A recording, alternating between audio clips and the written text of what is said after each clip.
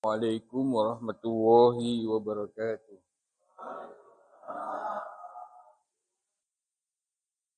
Alhamdulillah. Alhamdulillahilladzi bi ni'matihi tatimmus shalihat wa bi fadlihi tatanazzalul barakat. Asyhadu an la ilaha illallah wahdahu la syarika lah. Wa asyhadu anna Muhammadan abduhu wa rasuluhu la nabiyya ba'dah. Allahumma shalli wa sallim wa barik ala hadzal nabiyil karim Muhammadin wa ala alihi wa sahbihi ajma'in amma ba'du. Fa ya ibadallah usikum wa iyaya nafsi bitaqwallah wa ta'atihi la'allakum.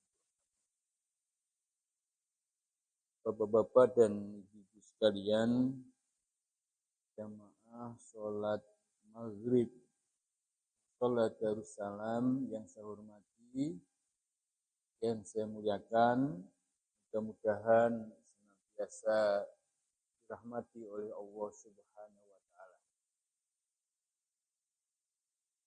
Syukur kepada Allah atas segala limpahan rahmat dan karunia-Nya, rahmat, nikmat yang kita terima dari Allah yang menjadikan kita kemudian semakin bersemangat ya untuk beribadah, semakin bersemangat untuk melakukan ketaatan-ketaatan kepada Allah, ya.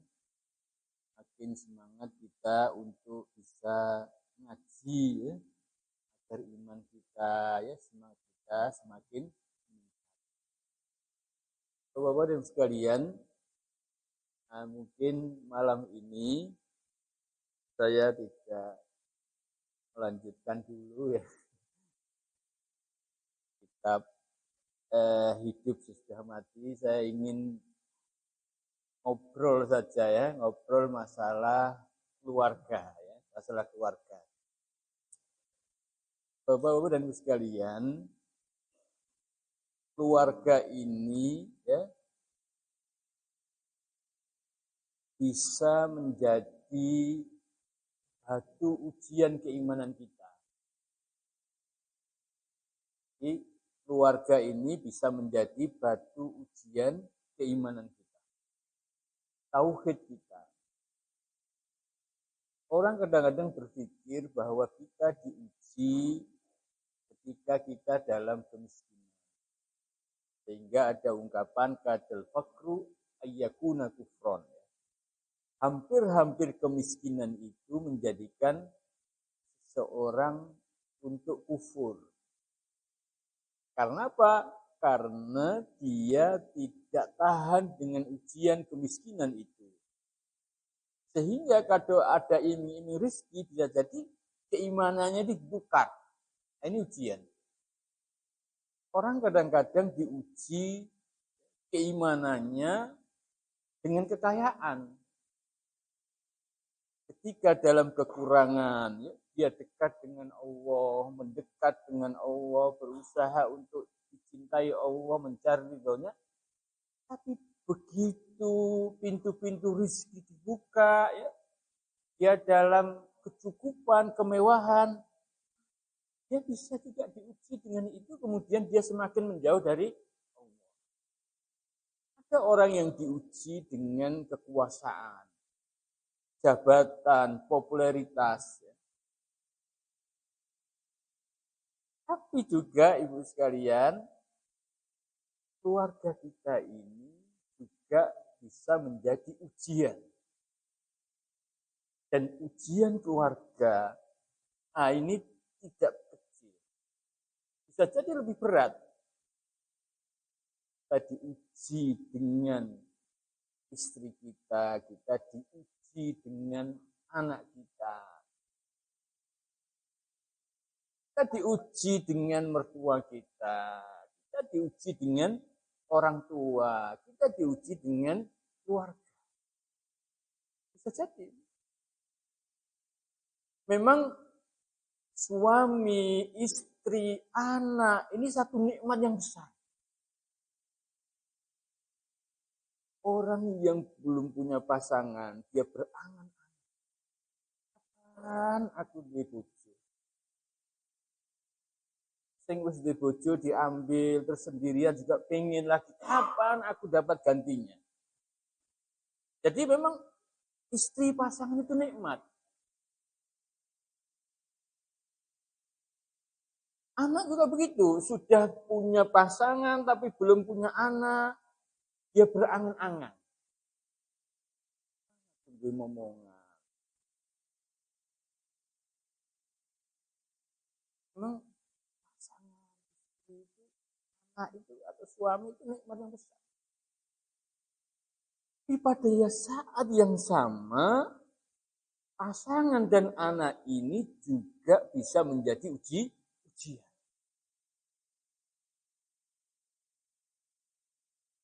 Bu, aku tak. Ini pengajian. Aku nak pengajian. Tuh, kora-koranya lo durung beres.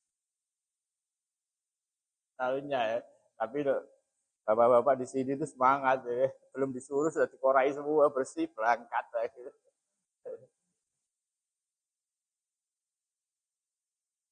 Ini ada proyek bangun masjid, Mang. Kita harus berinfak, sedekah jariah. Sedekah jariah kita itu nanti pahalanya mengalir, Mang. Rekening kebaikan kita ya, meskipun kita sudah meninggal, itu pahalanya mengalir. Tapi mungkin istrinya berpikir lain. Kalau abot. Ini kan butuh biaya ini. Memang bisa saja.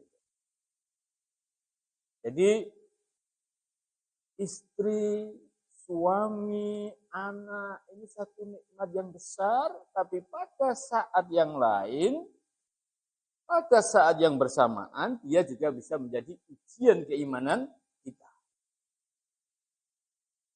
Anak ada disebutkan dalam Al-Quran itu qurratu a'yun. Istri juga begitu, menyejukkan pandangan mata. Seneng rek delok anake soleh. Tapi pada saat yang lain, Al-Quran mengatakan, ya ayyuhalladzina amanu inna min azwajikum wa auladikum aduwwan lakum fahdharuhu. Wahai orang-orang yang beriman, sesungguhnya di antara istri-istri kamu, anak-anak kamu, ada yang menjadi musuh, maka berhati-hatilah. Tentu ketika anak ini juga bisa menjadi istri juga bisa menjadi musuh. Tapi jangan berpikir ya, ketika kita mengatakan musuh ini berarti dia jahat. Kan jahat, kadang-kadang bisa menjadi halang untuk berbuat kebaikan.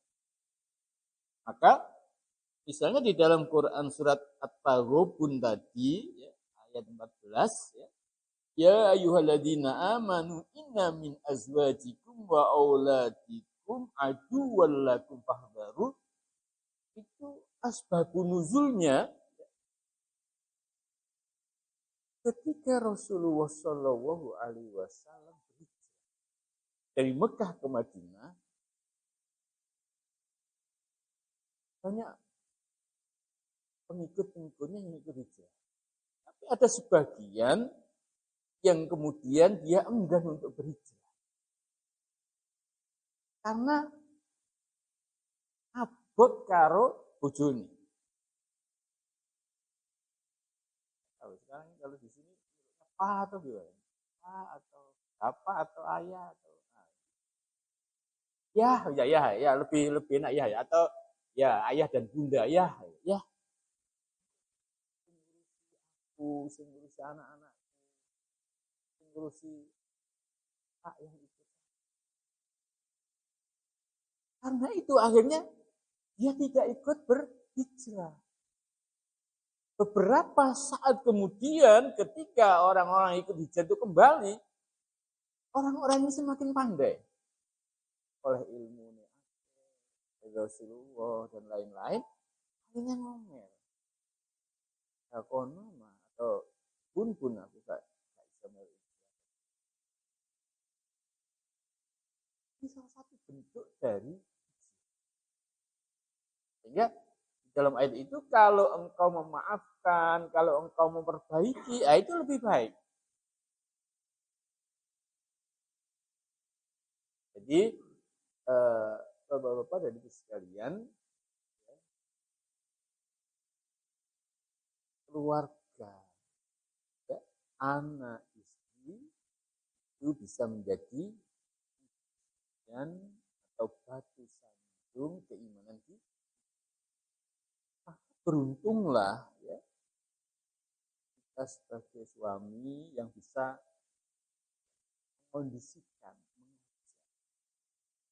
pasangannya ya untuk bisa bareng-bareng ngaji, ya, kemudian punya visi yang sama. Kok anak bapak sing sregep ngaji, pengen ayo nanti pun anak kita kirim ke pondok dari itu. Tapi karena bundanya ini belum memiliki visi yang sama, pemikiran yang sama, jadi angel. Pondok dari apa? Ya, kan bisa begitu. Meskipun memang ke pondok itu juga tidak jaminan, tapi ketika suami istri tidak memiliki visi yang sama, itu akan jadi. Bapak-bapak dan ibu sekalian, saya ingin berbicara tentang hal yang lebih besar lagi. Bahwa keluarga itu unit terpenting atau bagian terpenting dari bangunan masyarakat yang besar ini. Maka peradaban yang besar, peradaban yang baik, ini juga dibangun ya, dari keluarga-keluarga yang baik. Coba dan kita silakan perhatikan bahwa kumpulan dari keluarga, itu kan akan membentuk namanya RT, komunitas yang lebih besar dari keluarga. Dari RT akan terbentuk RW.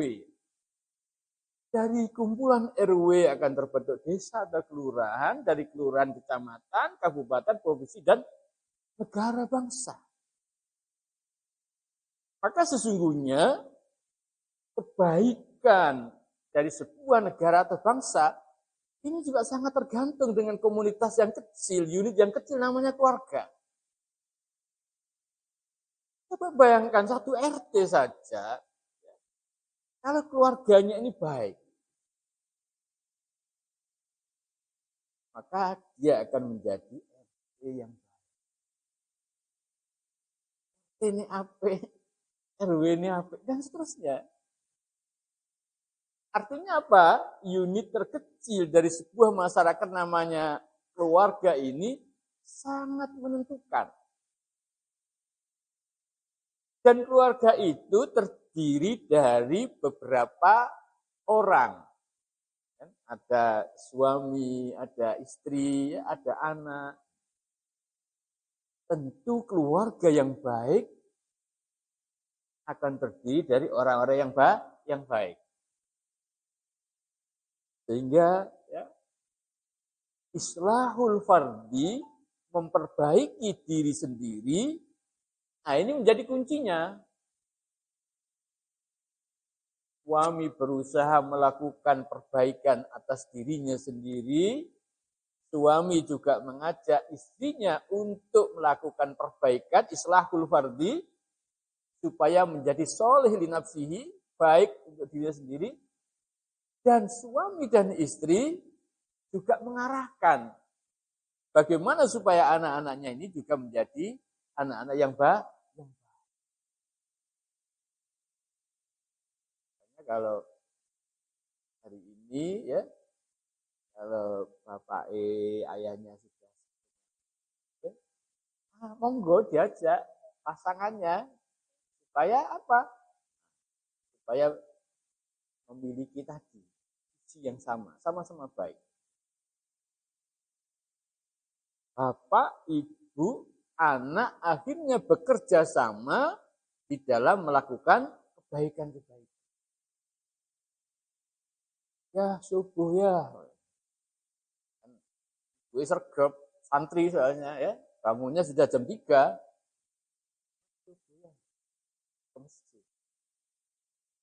istri mengingatkan suami. Bapak ngiling ibu, saya sudah lama kok melihat ibu tidak datang kemarin pengajian ranting. Ngiling no. Saling mengingatkan. Kalau minum duduk misalnya gitu. Kalau makan mulai tangan kanan. Ini kan saling mengingatkan. Nah, ini yang disebut dengan bina'u al-usrah al-muslimah. Membangun keluarga muslim. Insya Allah sekalian, ketika keluarga kita bangun dengan pondasi-pondasi nilai tauhid dan keimanan, insya Allah akan menjadi keluarga yang sakinah mawaddah warahmah. Sehingga ada satu ungkapan, kalau di dunia itu ada surga, maka itu adalah keluarga yang sakinah mawaddah warahmah. Kalau itu ada neraka di dunia, itu keluarga yang penuh percekcokan. Padahal kita ini hampir separuh waktu kita, atau bahkan lebih, kita ini gunakan waktu kita untuk di rumah.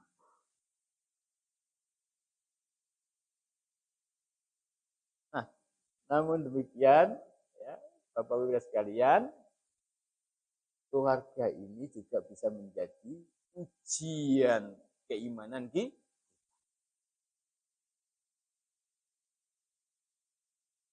Saya lanjutkan sedikit.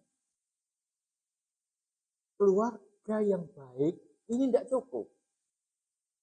Misalnya kita ini sudah berusaha baik, anak-anak, tapi lingkungannya tidak baik. Nah, ini juga berpengaruh. Anak kita sudah kita didik, sholat, tepat waktu, baca Al-Quran. Tapi ngumpul dengan yang lain, yang senengane misalnya begadang, ya, nongkrong di kafe. Hanya gak sih. Maka sebenarnya kita punya kewajiban bagaimana supaya lingkungan kita ini juga menjadi baik. Ini disebut dengan irsyadul mujtama, mengarahkan masyarakat. Jadi, dulu saya juga membayangkan gini, kalau misalnya ya kita berusaha anak-anak kita ini kita didik, tapi lingkungan kita tidak terdidik. Akhirnya kan bergaulnya juga dengan mereka. Mendidik masyarakat sebenarnya juga kepentingan kita agar kita diberikan lingkungan yang baik. Luar biasa. Bukan ibu ngajian. Ini luar biasa. Bapak-bapak ini jangan ngaji, wah gitu. Saya sering diprotesi. Itu kalau ibu-ibu itu sergap. Ajak ibu yang lain ngaji, punya jamaah pengajian segini Ustaz, di mana? Di pulangan, di taman, di waru. Itu bapak-bapaknya Ustaz wangel jak ngaji. Oh iya, yang rata-rata begitu. Saya bilang, bapak-bapak itu luar biasa, kan lelah bekerja keras mencari rezeki, jadi gak sempat. Tapi ya memang jangan jadikan alasan. Karena apa? Karena kita ingin lingkungan kita ini juga baik. Maka ketika Allah mengatakan wattaqu fitnatal ladzi la tusiya wattaqu fitnatal la tusibanna alladziina min man dzalama wattaqu fitnatal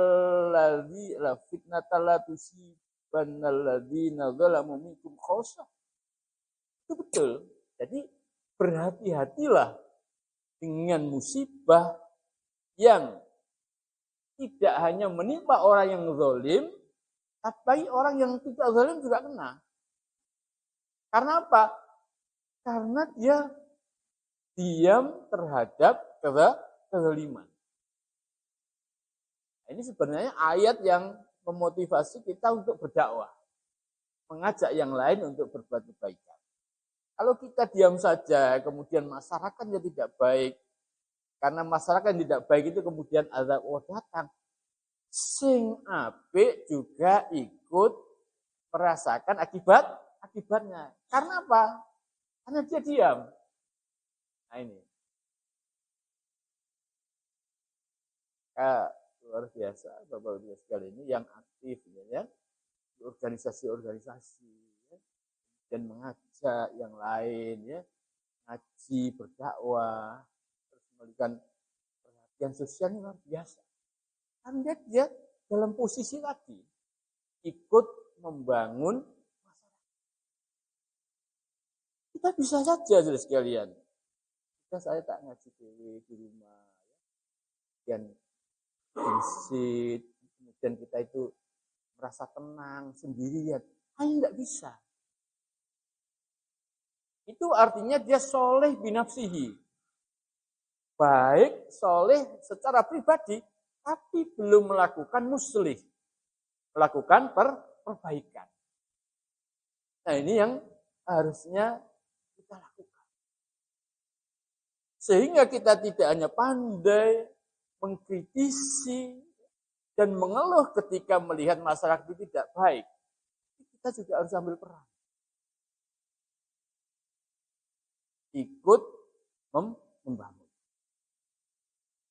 Teman-teman sekalian, saya ingin membacakan salah satu ayat Quran surat At-Taghabun ya. Surat At-Taubah ayat 24.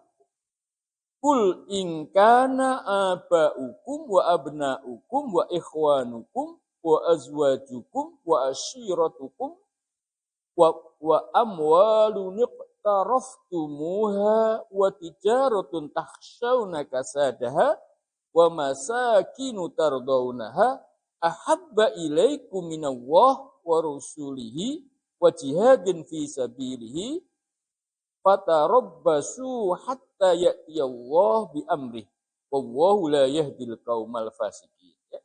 Katakanlah jika bapak-bapakmu, anak-anakmu, saudara-saudaramu, istri-istrimu, keluargamu, harta kekayaan yang kamu usahakan, perdagangan yang kamu khawatirkan kerugiannya, dan rumah-rumah tempat tinggal yang kamu sukai lebih kamu cintai daripada Allah dan Rasul-Nya, serta berjihad di jalannya, maka tunggulah sampai Allah mendatangkan keputusannya dan Allah tidak memberi petunjuk kepada orang-orang yang ini At-Taubah ayat 24. Jadi ketika itu ya, Rasulullah Shallallahu Alaihi Wasallam sedang mengerahkan pasukannya, pengikutnya untuk perang Tabuk. Tapi beberapa orang ya, di Mekah dan Taif ini dia tidak mau berangkat. Apa yang menghalanginya? Oh, Rasul, nanti bagaimana ayahku yang ikut aku? Bagaimana istriku? Istriku senang ya Rasulullah. Apa aku tinggal? Bisa gitu. Anak-anakku gigi, cili-cili. Ya Rasulullah, saya ini baru mulai berdagang, mulai berkembang. Kalau saya tinggalkan bagaimana?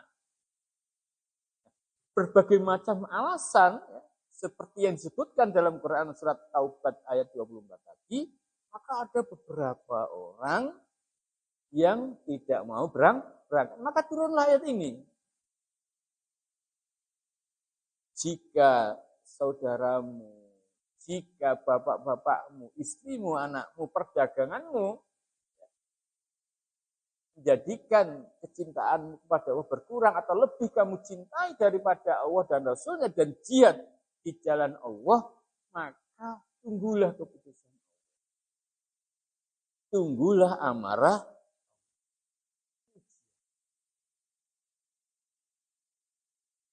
Jadi, teman-teman sekalian, ada satu hal ya terkait dengan cinta ini. Sebenarnya Allah tidak melarang kita mencintai keluarga kita. Istri, anak, bahkan mencintai harta itu tidak ada masalah. Yang menjadi masalah adalah ketika cinta kita kepada semua itu lebih besar daripada cinta kita kepada Allah dan Rasul. Pengen nyeneng bojo, pengen kemudian misalnya mohon maaf, dia misalnya korupsi. Berarti cintanya kepada keluarga lebih besar daripada cintanya kepada Allah. Saking senenge karo bojone. Curigai, ya khawatir bojone selingkuh. Saking cintanya kepada anaknya, segala keinginannya dituruti, bahkan meskipun itu melanggar syariat. Nah, ini berarti salah satu contoh bahwa cinta kita kepada keluarga, anak, istri, dan harta itu melebihi cinta kita kepada Allah dan simpenan duit saja. 74 kilogram emas. Ada yang punya 74 kilogram emas. Coba. Nah, misalnya ini kan sudah melampaui nisab ini. Sudah 1 tahun, sudah 1 haul. Pun, ya, ini kita sudah waktunya bayar zakat. Jangan dulu lah, siapa? Jangan dulu lah, misalnya, ya gitu. Kan, apalagi harga emas ini sedang turun ya, kita ini malah nyimpen malah gak diuntung, malah rugi, masa harus kita keluarkan zakat? Nah, ini bisa jadi. Ini ujian-ujian. Ujian-ujian. Dia memberikan atau mencintai keluarga ini lebih besar. Nah, misalnya ini sekalian ada Quran surat misalnya ya Al-Baqarah 165. Bismillahirrahmanirrahim. Wa minan nasi mayyattakhidhu min dunillahi andadan yuhibbunahum kahubbillah. Walladzina amanu asyaddu hubban lillah. Di antara manusia itu ada orang yang menjadikan Tuhan-Tuhan selain Allah. Dia mencintainya seperti mencintai Allah. Walladzina amanu asyaddu hubban lillah. Tapi orang-orang yang beriman itu cintanya kepada Allah itu luar biasa, lebih besar. Nah,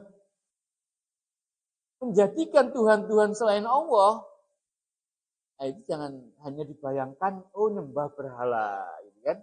Nyembah pohon, nyembah kerisangan. Hari ini bisa jadi cuan ini menjadi Tuhan. Fulus ini menjadi Tuhan. Bisa jadi medsos itu menjadi Tuhan. Bisa jadi kekuasaan, jabatan, popularitas itu menjadi Tuhan. Bisa jadi anak dan istri itu menjadi Tuhan. Kalau apa-apa yang saya sebutkan tadi lebih kita cintai, lebih kita prioritaskan daripada Allah Subhanahu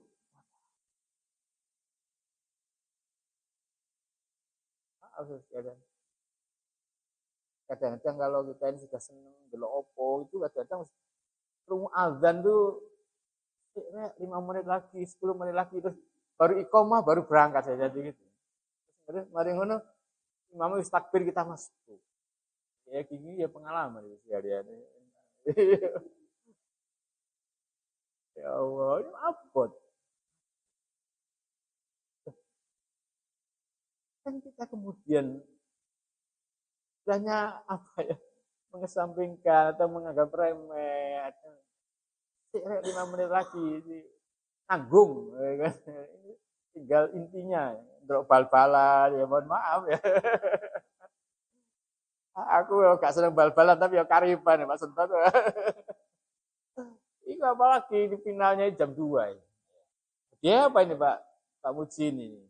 Nonton bareng ini di ya, umroh 4 orang. Ya ini godaan. Tapi Lah itu ini imane kuat-kuat ya, kakak tergoda. Ya Allah. Walladzina amanu asyaddu hubban lillah, tapi orang-orang yang beriman ini kecintaannya kepada Allah luar biasa. Terus sekalian, Rasulullah Shallallahu Alaihi Wasallam itu sangat mencintai dan menyayangi istrinya, anak-anaknya, dan cucu-cucunya. Kecintaan beliau yang diriwayatkan kepada Fatimah itu sangat luar biasa. Bapak-bapak ini kalau dengan anak perempuan ini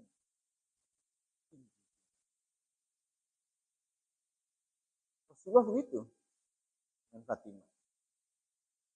Ketika sudah waktunya menikah, Rasulullah mengatakan, Fatimah, bagaimana kalau kamu saya nikahkan dengan Ali? Ini seorang pemuda yang pertama kali berusaha. Dia punya ilmu yang tinggi. Kata Fatimah, bala ya Rasulullah. Setuju ya Rasulullah. Baik ya Rasulullah. Ketika Fatimah mengatakan, baik ya Rasulullah, Rasul mengatakan kepada Ali, A'tiha mangzilan qoriban minni. Ali, berikan Fatimah ini rumah yang dekat dengan rumahku. Kan kita oleh bojo Kalimantan, gak apa-apa. Ingat kan ada repot ya. Kalau Rasulullah enggak, A'tiha mangzilan atau baitan qoriban minni. Berikan wahai Ali, Fatimah itu rumah tempat tinggal yang dekat dengan saya. Supaya setiap saat kalau saya kangen sama Aisyah atau Fatimah, gampang deloke. Kemudian Rasulullah Ali nyari rumah. Di omah sing paling. Ono orang Ansor. Faqala al-Ansor, ya Rasulullah, hadza baiti, ini rumahku. Aqrabu ilaika. Ini rumah yang paling dekat dengan rumahmu. Fakhudhu, maka ambillah. Lagi Ansor itu kalau cintanya kepada Rasulullah, melebihi cintanya kepada harta ya, khudhu, ambillah ya Rasulullah. Saya senang rumah saya ini dipakai oleh Fatimah dan Rasulullah.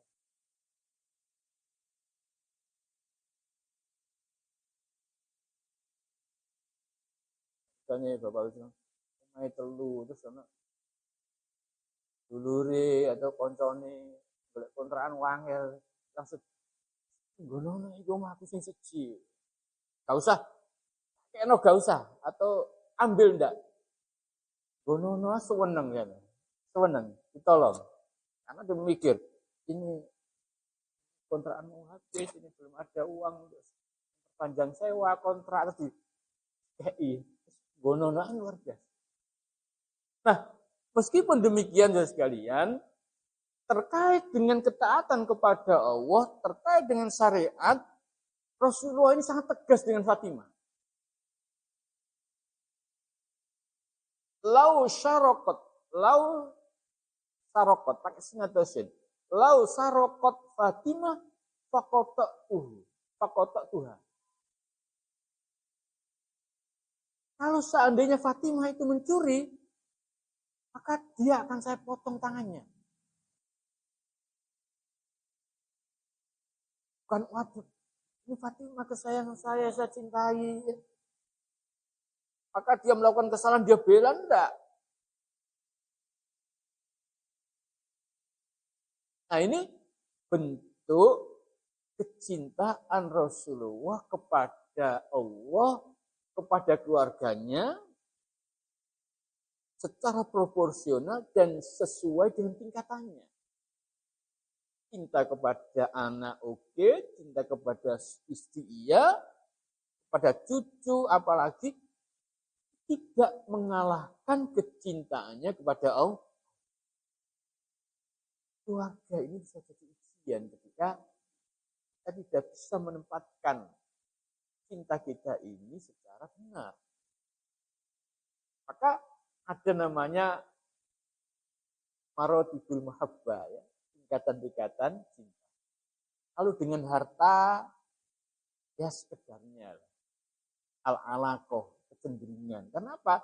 Karena kita juga butuh harta, butuh kendaraan, butuh rumah, untuk diapakan? Untuk dimanfaatkan, untuk dijadikan sarana untuk beribadah dan berdakwah. Kepada sesama manusia, meskipun bukan muslim, kita juga harus ada empati. Karena dia objek dakwah. Satu ketika, kalau pendekatan kita, dakwah kita benar, baik, mereka akan masuk Islam, dapat hidayah. Terhadap sesama mukmin ada juga begitu. Lebih tinggi lagi tingkatannya. Dan lebih mesranya. Kenapa? Karena untuk membangun tadi al-marhamah wal mawaddah kepada istri, kepada anak juga begitu. Kepada istri, kepada anak kurang sayangnya, lebih sayang kepada tetangganya. Ini berbahaya. Bahaya ini. Karena melihat rumput tetangga lebih hijau. Ada begitu, Pak John. Iya. Jadi ketika makan dengan orang lain, aduh, apa? Mau minum apa teh? Udah, manis atau tawar, pakai asal. Enggak, tapi kalau bojone, wis karepmu ngono. Nah, beda. Nah, ini soalnya ini simpanan soalnya, istimewa simpanan soalnya kan. Hanya bukan seperti pramugari itu. Pasti ini mau minum apa ini? Gitu. Soft drink atau apa? Gitu. Ini pakai dingin atau enggak? Luar biasa pelayanannya. Tapi kalau bojone, kemudian mau teh, mau kopi, mau beda. Nah, jangan sampai kita salah meletakkan. Namanya marotibul hubbi, marotibul mahabbah, tingkatan-tingkatan cinta kepada Rasulullah, kepada Islam harus lebih tinggi. Karena apa? Untuk mentaati. Kalau kepada Allah, nah ini lebih tinggi lagi karena cinta kita kepada Allah itu sifatnya adalah penghambaan. Karena kita ingin mengabdi, menghamba kepada Allah. Dan belum sedikit lagi. Nah, makanya Bapak Ibu sekalian, alangkah baiknya, ya, alangkah indahnya, ya, kalau kita ini berusaha lah, ya, berusaha sama-sama, ya, suami istri itu biar saling memahami, saling melakukan komitmen. Kita bersyukur kalau suami istrinya sudah sama-sama tegap ngaji, tegap pengajian. Kalau belum bisa melakukan itu, berusahalah. Kalau tidak juga, ya sabar untuk bisa menerima kondisi. Karena tidak semua pasangan atau tidak semua keluarga itu bisa disatukan di sini. Ketika ada seorang sahabat lapor kepada Rasulullah, Rasulullah gimana ini pasangan sahabat ini? Kamu sabar tidak dengan dia? Sabar, lanjutkan. Karena memang perceraian itu sesuatu yang dihalalkan tetapi tidak disuka.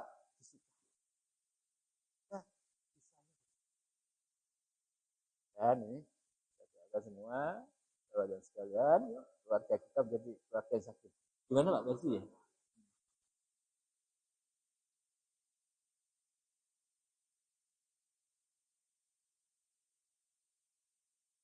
Oh iya, ini betul sekali. Ini gimana ini ya? Nah, sakinah itu artinya ada ketenangan ya. Jadi huwallazi anzala sakinata fi qulubil mu'minin. Dialah Allah yang menurunkan ketenangan ke dalam hati orang-orang yang beriman. Jadi artinya